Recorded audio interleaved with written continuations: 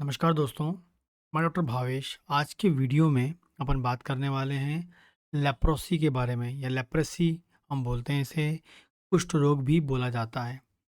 यदि किसी को लेप्रेसी है या कुष्ठ रोग है, तो उसमें आप होम्योपैथी की कौन-सी दवा उपयोग कर सकते हैं जो आपको सहायक हो सकती है लेप्रेसी को मैनेज करने में, कंट्रोल करने में, ठीक करने में।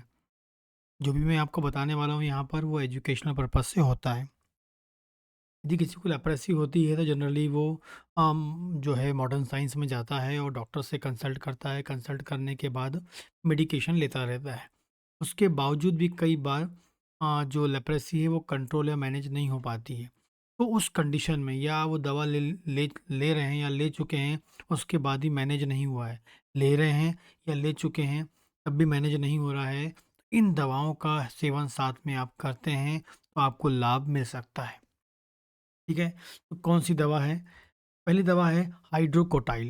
हाइड्रोकोटाइल बहुत ही इफ़ेक्टिव दवा होती है लेप्रेसी में या कुष्ठ रोग की बीमारी में। क्योंकि जब कुष्ठ रोग किस हो जाता है, तो जनरली क्या होता है, जहाँ पर भी इसके स्पॉट्स आते हैं, वहाँ पर आपको लालपन या रेडनेस दिखती है, वहाँ का भाग सफ़ेद हो जाता है।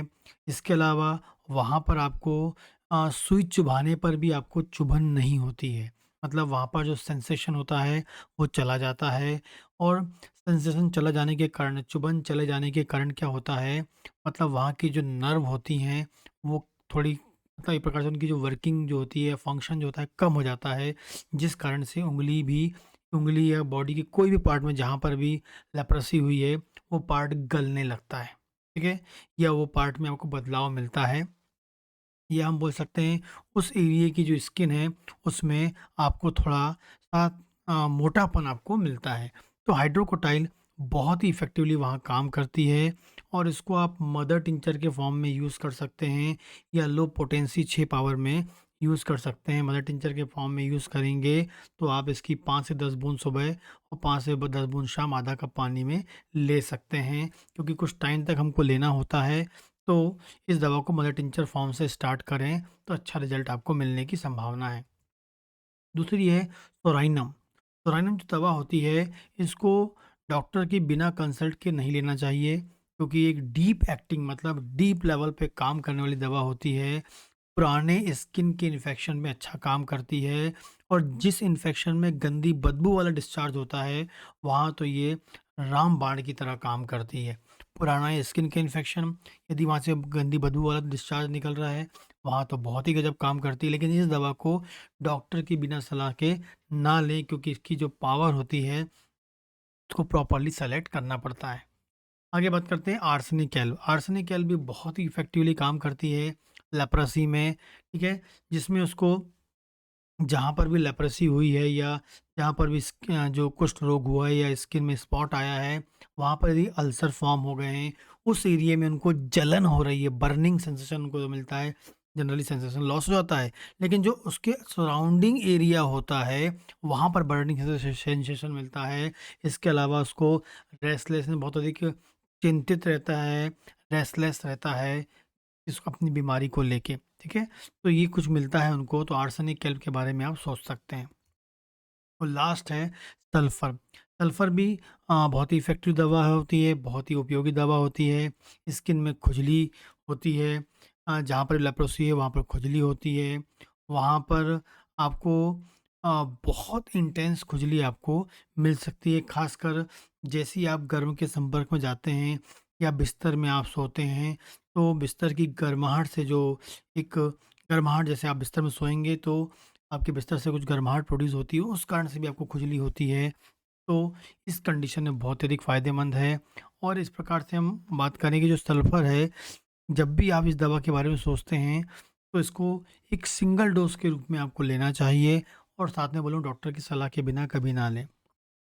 के अलावा ये 4 दवा तो हो गई, ये आप ले सकते हैं। इसमें हाइड्रोकोटाइल तो आप बिल्कुल फ्रीक्वेंटली इसको यूज़ कर सकते हैं, क्योंकि इसका रिज़ल्ट ख़ासकर आपको अच्छा मिलता है, ठीक है?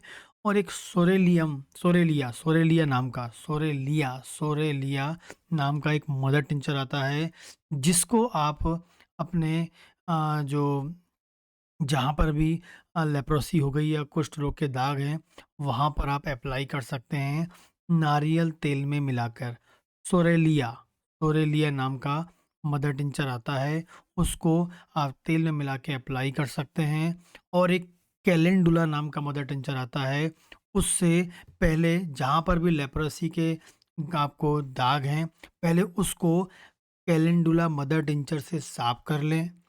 कैलेंडुला मदर टिंचर से साफ कर लें और उसके बाद उसके ऊपर सोरेलिया मदर टिंचर को तेल में मिलाकर आप अप्लाई कर सकते हैं, वहाँ लगा सकते हैं। जो वहाँ पर सफ़ेद दाग हुआ है, जो वहाँ पर रेडनेस आई है और जो सेकेंडरी इन्फेक्शन यदि वहाँ पर हो रहा है, उन सबको रोकने में ये दोनों मदर टिंचर फ़ायदेमंद होते हैं। ठीक है? आपका कैलेंडुला मदर टिंचर हो गया एंड सोरेलिया मदर टिंचर। कैलेंडुला से पहले साफ करना है, उसको सिंपल कैलेंडुला को आपके कॉटन में कपास में ले लें और साफ कर लें। लेकिन जो सोरेलिया है उसकी 1 बूंद दवा, 1 बूंद तेल, ठीक है? मान लेते हैं कि जहाँ पर आपको दाग है वहाँ 5 बूंद तेल लग रहा है, तो 5 बूंद दवा मिलाकर आप वहाँ पर लगा लीजिए और उसको लगे रहने दीजिए। उससे आपको बहुत अधिक लाभ मिल सकता है। तो इन दवाओं का सेवन कर सकते हैं और जब भी दवा लें अच्छी कंपनी की लें, सील पैक दवा लें ताकि रिज़ल्ट आपको अच्छा मिल सके। नमस्कार।